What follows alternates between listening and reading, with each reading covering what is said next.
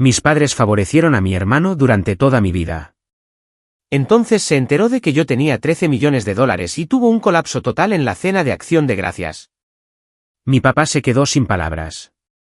Crecí en Lexington, Massachusetts, en una modesta casa de estilo colonial con 4 dormitorios, un columpio en el patio trasero y el tipo de contraventanas blancas que hacían que el vecindario pareciera una postal perfecta. Por dentro, sin embargo, la órbita de nuestra familia giraba casi por completo en torno a mi hermano mayor, Mateo. Desde el momento en que llegó, 2 años antes que yo, fue el centro resplandeciente de la atención de mis padres. La evidencia estaba en todas partes. Estanterías enteras en la sala de estar exhibían sus trofeos de béisbol, fotos de equipo y boletines de calificaciones enmarcados con comentarios elogiosos de sus maestros. Cuando superaba una temática de dormitorio, mis padres la redecoraban con entusiasmo, primero cohetes, luego banderines deportivos y, finalmente, un refugio para adolescentes con paredes azul marino y un escritorio nuevo. Mi habitación se mantuvo de color amarillo pálido con la misma cama individual y cortinas que había tenido desde el jardín de infantes. Los regalos contaban su propia historia. Una Navidad, Mateo desenvolvió una pelota de béisbol firmada por los Red Sox, un tesoro que provocó exclamaciones de deleite de mi padre. Mi turno llegó con un grueso diccionario, todavía rígido de la tienda. «Te encantan las palabras», dijo mi madre mientras yo pasaba sus pesadas páginas. Y era cierto, pero incluso a los 10 años, sabía que no era lo mismo que una pelota firmada, sostenida en alto como una joya de la corona. Los logros escolares apenas cambiaban el equilibrio. Cuando gané la Feria de Ciencias Regional con un proyecto sobre células solares, mis padres me ofrecieron felicitaciones distraídas y se apresuraron a ir al doble partido de Mateo esa misma tarde. Aprendí rápidamente que mi valor se medía por lo bien que encajaba en su imagen del hijo de oro y su hermana capaz y complaciente. A los 13 años, dejé de esperar aplausos. En cambio, comencé a acumular una resolución silenciosa y privada: si el amor en mi casa era condicional, mi futuro no lo sería. Y ese futuro comenzó inesperadamente en la cocina de mi abuela.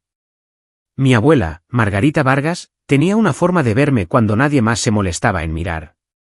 Había trabajado como contadora en Boston en una época en que las mujeres en ese campo eran raras y, aunque se jubiló cuando yo era adolescente, su agudeza nunca se desvaneció. Mientras mis padres revoloteaban en las prácticas de béisbol de Mateo, yo a menudo caminaba la media milla hasta su ordenada casa de ladrillos, donde el aroma de los rollos de canela siempre parecía flotar en el aire. Una tarde, cuando tenía 15 años, dejó a un lado sus agujas de tejer y me preguntó si sabía qué era el interés compuesto. Negué con la cabeza, esperando un sermón, pero sacó un bloc de notas amarillo y comenzó a dibujar números con su pluma estilográfica. «Imagina que pones $100 en el banco», dijo, explicando cómo crecía con el tiempo si no se tocaba. La forma en que su pluma danzaba sobre la página lo hacía parecer magia, aunque me recordó que no era más que matemáticas y paciencia. Esa noche volví a casa y deposité mis ganancias de niñera en una cuenta de ahorros. No era mucho, pero el acto en sí se sintió como reclamar una parte de independencia. Durante los siguientes años, la abuela nutrió ese instinto. Me dio artículos para leer, me ayudó a comprar mis primeras acciones modestas y me recordó que la disciplina importaba más que los golpes de suerte. Cuando falleció repentinamente durante mi tercer año de universidad, quedé devastada. Mis padres asumieron que su pequeño patrimonio se dividiría en partes iguales, pero su abogado reveló que me había dejado todo, $50,000. Mi padre sugirió de inmediato que lo compartiera con Mateo para aliviar el costo de su programa de posgrado. Mi madre asintió de acuerdo. Me negué. Ella me lo dio a mí, dije, mi voz más firme de lo que me sentía. Invertí cada centavo exactamente como ella me había enseñado, sabiendo que lo habría aprobado. Sus últimas palabras para mí, pronunciadas durante nuestra última visita, resonaban en mi cabeza: la riqueza susurra, no grita. Esos susurros se convirtieron en la base de la vida que construiría más tarde, incluso mientras los mantenía ocultos. Para cuando me gradué, la disciplina silenciosa que ella me inculcó ya había comenzado a dar forma a 2 vidas separadas. La universidad marcó la primera verdadera división entre el mundo de Mateo y el mío. Él se dirigió a una universidad privada en Connecticut, el tipo de lugar donde solo la matrícula podría comprar una casa para empezar. Mis padres cubrieron cada centavo, llevándolo orgullosamente al campus con un coche lleno de muebles nuevos. Yo, por otro lado, obtuve una beca completa para UMass Amherst. Mi padre me dejó con 2 maletas y una caja de útiles de segunda mano, diciéndome que ya me las arreglaría. Y lo hice. La mayoría de las mañanas, trabajaba en el turno de apertura de la cafetería del campus antes de las clases. Los fines de semana, acumulaba horas en la biblioteca o daba clases particulares de economía a otros estudiantes. El agotamiento era constante, pero mantuve calificaciones perfectas, decidida a no desperdiciar nunca lo que la abuela me había dado. Las finanzas se convirtieron en más que una carrera, eran un salvavidas, una forma de construir el tipo de independencia que nadie podría arrebatarme. Durante el verano de mi 3er año, conseguí una pasantía en la ciudad de Nueva York con una respetada firma de inversión. La energía de Manhattan, las torres, el ajetreo de Wall Street encendieron algo en mí que nunca se atenuó. Después de graduarme, acepté un puesto de analista junior en Blackstone. El salario era modesto, pero la exposición era invaluable. Alquilé un pequeño apartamento con 3 compañeras de cuarto, vivía de comida para llevar e invertía la mitad de mi sueldo. A los 26 años, después de años de ahorro implacable y de estudiar los patrones del mercado, di el salto. Fundé mi propia firma boutique, centrándome en empresas infravaloradas en industrias emergentes. Al principio, era solo yo en un espacio de coworking abarrotado. Pero las oportunidades llegaron rápidamente. Una startup de biotecnología, una empresa de energía renovable, una pequeña adquisición tecnológica. Cada riesgo multiplicaba lo que había construido. A los 32 años, mi patrimonio neto alcanzó silenciosamente los $13 millones. Exteriormente, nada cambiaba cuando visitaba mi casa. Conducía coches de alquiler en lugar de mi Tesla, vestía ropa sencilla en lugar de diseñador y desviaba las preguntas sobre mi trabajo con respuestas vagas. La máscara era necesaria, o eso me decía a mí misma. Pero cada año se volvía más pesada. Y cuando Miguel entró en mi vida, fue el primero en notar el peso que llevaba. Conocí a Miguel Rivera en un evento de caridad en la ciudad. Una de esas noches en las que la gente de la industria choca sus copas bajo una luz tenue y finge socializar casualmente. Él no era parte del mundo financiero. Era un arquitecto con un estudio en Manhattan conocido por diseñar espacios que combinaban elegancia con funcionalidad. Lo que me atrajo no fue su currículum, sino su naturalidad. Escuchaba, realmente escuchaba, de una manera a la que no estaba acostumbrada. Comenzamos con cenas después de largos días, luego paseos de fin de semana por Central Park y, finalmente, noches en los apartamentos del otro. Miguel nunca preguntó por las cifras que manejaba o los clientes a los que servía. Quería saber qué libros amaba, por qué todavía cocinaba las recetas de mi abuela, por qué siempre evitaba las preguntas sobre mi familia. Durante meses, le di las mismas evasivas que a todos los demás. Están bien, solo ocupados, no hay mucho que contar. Una noche de octubre, después de 3 meses de salir, me tomó por sorpresa. Acabábamos de cenar en mi casa y yo había colgado una breve llamada con mi madre, mis respuestas cortantes y vagas. Miguel dejó su copa de vino y preguntó en voz baja, ¿por qué te borras a ti misma cuando estás con tu familia? Las palabras cayeron como una piedra en el agua. Había pasado años perfeccionando ese borrador, suavizando mi vida para que mis padres no la cuestionaran, atenuando mi luz para que Mateo pudiera seguir siendo su niño de oro. Pero la mirada de Miguel era firme, expectante. Así que se lo conté. Le hablé de los álbumes de fotos, los trofeos, el collar que recibió Mateo mientras yo desenvolvía libros, la forma en que mis logros siempre habían sido minimizados. Le expliqué por qué mantenía mi riqueza en secreto, que si lo supieran, a sus ojos solo se convertiría en el dinero de Mateo. No me interrumpió, solo escuchó, y luego se inclinó hacia adelante. Vivir dividida no puede durar para siempre, dijo suavemente. En algún momento, tendrás que decidir qué vida quieres. Sus palabras resonaron mucho después de que se fuera esa noche. Para cuando se acercaba el día de Acción de Gracias, supe que tenía razón. No podía seguir fingiendo ser menos de lo que era. Decidí llevarlo a casa conmigo a Boston y dejar de encogerme, aunque no estuviera lista para revelarlo todo. El viaje en coche de Nueva York a Lexington estaba bordeado de árboles desnudos y los primeros rastros de escarcha en la carretera. Miguel mantenía una mano en el volante y la otra descansando ligeramente sobre la mía, como si pudiera sentir el nudo en mi estómago apretándose con cada milla más cerca de casa. Para cuando giramos en la tranquila calle de mis padres, el cielo se había vuelto gris y el aire llevaba ese frío húmedo único de Massachusetts a finales de noviembre. El nuevo Audi de Mateo brillaba en la entrada, su pintura aún reluciente del concesionario. Supe sin preguntar que mis padres habían ayudado a financiarlo. Siempre lo hacían. Mi pecho se oprimió al verlo, pero Miguel solo apretó mi mano. Dentro, mi madre pasó de largo para abrazar a Miguel, su voz aguda de emoción por conocerlo. Mi padre le dio una palmada en la espalda, preguntándole por su estudio, mientras yo recibía una sonrisa distraída y una rápida palmadita en el hombro. Mateo apareció un momento después, todo confianza pulida, y fue presentado a Miguel como si yo fuera solo un detalle incidental en la conexión. La cena de esa noche se sintió guionizada, cada línea ya asignada. Mi madre había preparado el asado favorito de Mateo, y la conversación giraba en torno a su reciente ascenso en una firma de marketing de Boston. Describió su oficina en la esquina y el personal subalterno que le reportaba. Mientras mis padres sonreían con orgullo, yo empujaba los guisantes por mi plato, ofreciendo asentimientos educados. Mi propia carrera, una vez más, invisible. Más tarde, a Miguel y a mí nos mostraron la pequeña habitación de invitados, su sofá-cama hundiéndose en el medio. A Mateo y su esposa les dieron la suite de invitados más grande, con la cama queen y baño privado. Cuando levanté una ceja, mi madre explicó, la espalda de Mateo necesita un soporte adecuado. No dije nada, aunque el calor subió por mi pecho. Esa noche, al pasar por la cocina a por agua, oí a mis padres hablar en susurros. Ojalá Selena tuviera más ambición, suspiró mi madre. Mi padre respondió, ella siempre se ha contentado con menos. No como Mateo. Me quedé helada en el pasillo. Las palabras, tan afiladas como lo habían sido cuando era niña, y supe que las grietas en mi silencio se estaban ensanchando. La mañana de Acción de Gracias comenzó con el olor a pavo ya en el horno y mi madre tarareando en la cocina. Salí a hurtadillas para atender una llamada.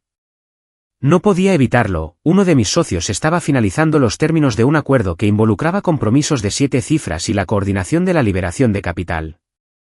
Mi voz era baja, mesurada, pero me sentí expuesta allí de pie en el patio trasero de mis padres, rodeada por las mismas vallas que habían enmarcado mi infancia. Cuando colgué, Mateo estaba apoyado en la puerta trasera, con los ojos entrecerrados y los brazos cruzados. ¿Desde cuándo la entrada de datos implica carteras de millones de dólares? Su tono tenía un matiz mordaz. Pero antes de que pudiera responder, mi madre lo llamó para que pusiera la mesa. Me lanzó una larga mirada antes de desaparecer, la sospecha escrita en todo su rostro. Más tarde, mientras nos vestíamos para la cena, Miguel mencionó nuestro próximo viaje. Estaremos en Tokio durante 2 semanas, le dijo a mi padre casualmente. Selena tiene un cliente allí, y nos quedaremos para explorar. Las palabras parecían inofensivas, pero vi la cabeza de Mateo girar bruscamente desde el otro lado de la habitación. Me miró como si estuviera armando un rompecabezas que no sabía que existía. Cuando terminó la comida, saqué el regalo envuelto en papel plateado y un lazo azul. Mis padres jadearon cuando mi padre rasgó el envoltorio para revelar un televisor inteligente de 55 pulgadas. Su viejo televisor tenía casi una década de antigüedad. Pensé que el regalo sería una pequeña amabilidad. En cambio, mi madre frunció el ceño. Selena, esto debe haber costado una fortuna. Estaba en oferta, dije. Pero la mentira se sintió frágil. Mateo no estaba convencido. Se inclinó, leyendo el número de modelo de la caja, y luego tecleó furiosamente en su teléfono. $1,500, anunció, con voz aguda. Se volvió hacia mí, con los ojos brillantes. ¿Desde cuándo puedes permitirte esto con tu salario? La habitación se quedó en silencio, los tenedores tintineando débilmente contra los platos mientras todos me miraban. Mi máscara se estaba resbalando, y por primera vez en años, no estaba segura de tener la fuerza, ni siquiera el deseo, de volver a ponérmela. Los ojos de Mateo se clavaron en los míos, desafiándome a explicar las cifras que brillaban en la pantalla de su teléfono. Mis padres también esperaban. Mi madre agarraba su servilleta con ambas manos. Mi padre, congelado a medio movimiento con su tenedor. El silencio se alargó hasta que lo sentí presionar contra mis costillas. No trabajo en entrada de datos, dije finalmente, mi voz firme aunque mi pulso retumbaba. Soy dueña de una firma de inversión. Hemos tenido éxito. Mateo soltó una risa aguda, mitad incredulidad, mitad ira. ¿Exitosa? Intenta decir reservada. Has estado ocultando esto mientras mamá y papá me ayudaban a cubrir el préstamo de mi coche, mientras se preocupaban por los pagos de la hipoteca. Su voz se elevó mientras se desplazaba furiosamente por el teléfono. ¡Oh, Dios mío! Forbes. 13 millones de dólares. Es una broma. Mi madre jadeó, su mano temblando mientras alcanzaba su vaso de agua. Mi padre todavía no había hablado, su rostro se había puesto pálido, su tenedor descansando intacto en el plato.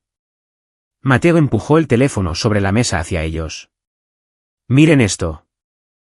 Ha estado sentada sobre una fortuna mientras pensábamos que apenas llegaba a fin de mes. Tomé aliento, los años avanzando como testigos esperando su turno. ¿Quieren saber sobre qué he estado sentada?, pregunté en voz baja.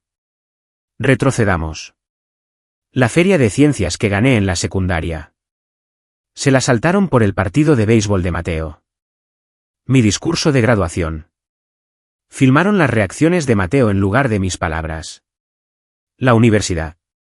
Tuve 3 trabajos mientras ustedes pagaban su matrícula completa y le daban una asignación. Los rostros de mis padres pasaron del shock a un reconocimiento incómodo y naciente. Continué. Le dieron muebles nuevos, coches nuevos, nuevos comienzos. Yo recibí cosas de segunda mano y ya te las arreglarás. Y sí, me las arreglé. Sin su ayuda. Sin su orgullo. Sola. La mesa estaba en silencio, excepto por la respiración irregular de Mateo. Su expresión se endureció, la ira hirviendo más allá de la incredulidad. Eres una egoísta, escupió. Nos dejaste pensar que no eras nada mientras acumulabas millones. Enfrenté su mirada. El libro de cuentas de los años, abierto entre nosotros, y por primera vez, no sentí la necesidad de encogerme. Mateo empujó su silla hacia atrás con tanta fuerza que raspó el suelo de madera. Su voz retumbó sobre la mesa, haciendo vibrar los vasos. 13 millones. ¿Y nunca has ofrecido ayuda? Mi esposa y yo hemos estado tratando de comprar una casa durante años. Mamá y papá usaron parte de su jubilación por nosotros, y tú simplemente te sientas ahí, acumulando. Mi madre lloraba abiertamente ahora, sus hombros temblando. Los labios de mi padre se movieron, pero no salió ningún sonido. Parecía como si el suelo se hubiera movido bajo sus pies. No debo nada, dije, mi tono más agudo de lo que pretendía. Cada dólar que tengo proviene de mi trabajo, mi disciplina y mis decisiones. Construí esto sola. Mateo me señaló con un dedo. La familia ayuda a la familia. Así es como funciona. ¿Te crees mejor que nosotros ahora? Miguel, que había permanecido en silencio durante la mayor parte de la erupción, se inclinó hacia adelante, su calma cortando el ruido. Por lo que he visto, Selena le ha estado dando a esta familia toda su vida, solo que no con dinero. Ha dado paciencia, silencio y el espacio para que todos los demás brillen. Quizás es hora de que alguien le dé el respeto que se ha ganado. El rostro de Mateo se sonrojó, pero por una vez, no tuvo una respuesta rápida. Los sollozos de mi madre llenaron el espacio donde las palabras podrían haber aterrizado. Mi padre solo me miraba, su tenedor todavía en el plato, como si el simple acto de levantarlo fuera de repente imposible. Me puse de pie, dejando mi servilleta al lado de mi plato. Miguel y yo nos quedaremos en un hotel esta noche. Mi voz no vaciló. Mi madre extendió la mano, suplicando entre lágrimas, pero yo retrocedí. Miguel se levantó a mi lado, firme y seguro. Juntos caminamos por el comedor, pasando junto al pastel intacto y el silencio pesado como una piedra, hacia el frío aire de noviembre. El cielo nocturno era nítido y claro, el frío vigorizante en mi piel. Por primera vez en años, el peso de mi silencio se sintió más ligero, aunque el costo de romperlo apenas comenzaba a mostrarse. La luz de la mañana se filtraba a través de las cortinas del hotel, pálida e implacable. Mi teléfono vibraba sin cesar en la mesita de noche. 17 mensajes nuevos de Mateo, cada uno oscilando entre la indignación y la culpa. Mi madre había dejado mensajes de voz llorosos, rogándome que volviera, insistiendo en que podíamos hablarlo. Silencié el teléfono y dejé que la quietud se asentara. Poco después, sonó un golpe en la puerta. Miguel la abrió y encontró a mi padre de pie allí, desaliñado y cansado, todavía con la ropa de ayer. Entró sin mirarme a los ojos y luego se sentó pesadamente en la silla del escritorio. Durante un largo momento, no dijo nada, solo se frotó las manos. Finalmente, levantó la vista. Tomamos el camino fácil con Mateo, admitió, con voz áspera. Él lloraba. Exigía. Y nosotros cedíamos. Tú. Te adaptabas. No fue justo, pero fue más fácil. Escucharlo decirlo en voz alta fue a la vez un alivio y una herida. Me recompuse antes de responder. Es demasiado tarde para deshacer el pasado, pero de ahora en adelante, hay límites. No le daré a Mateo ni un centavo. Mis finanzas son mías y no las discutiré con nadie en esta familia. Si quieren una relación conmigo, el respeto tiene que ser igualitario. Asintió lentamente, como si el peso de mis palabras finalmente estuviera calando. Por primera vez, vi un destello de arrepentimiento detrás de sus ojos, aunque ninguna disculpa podría borrar décadas de negligencia. Más tarde, mientras Miguel y yo empacábamos, me encontré pensando en los hijos de Mateo. Nada de esto era culpa suya. Comencé a esbozar una idea en mi mente, un fondo fiduciario estrictamente para su educación, estructurado para que Mateo nunca pudiera tocarlo. Se sintió como una línea entre la compasión y la protección, el único compromiso con el que podía vivir. Para cuando cargamos nuestras maletas en el coche, la decisión se había endurecido en algo cercano a la paz, aunque las fracturas en casa seguían en carne viva. Pasaron los meses y la tormenta se calmó en algo menos volátil, pero aún frágil. Mi padre llamaba cada pocas semanas, su tono cauteloso, pero más honesto de lo que nunca lo había conocido. Me preguntaba por mi trabajo, no por obligación, sino con genuina curiosidad, y admitió que nunca me había visto realmente por quién era. Las llamadas de mi madre eran más difíciles, enredadas en culpa y costumbre.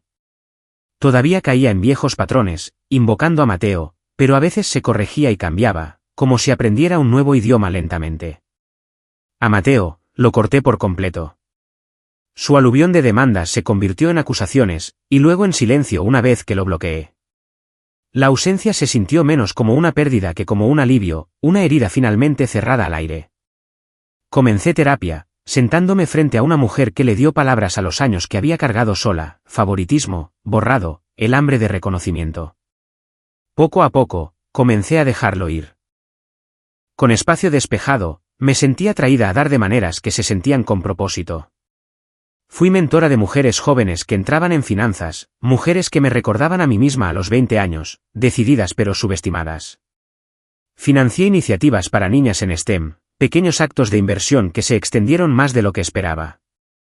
Miguel estuvo conmigo a través de todo, firme y presente, nunca pidiéndome que fuera más o menos de lo que era. Juntos construimos nuevas tradiciones, fiestas con amigos, fines de semana fuera, una comunidad que se sentía elegida en lugar de asignada. Una tarde, mientras la primavera se instalaba en la ciudad, colgué una pequeña llave de latón en la pared de nuestro apartamento. La había hecho grabar con una sola palabra: límites. Atrapaba la luz de la ventana, un emblema silencioso de todo lo que había reclamado y todo lo que protegería en el futuro.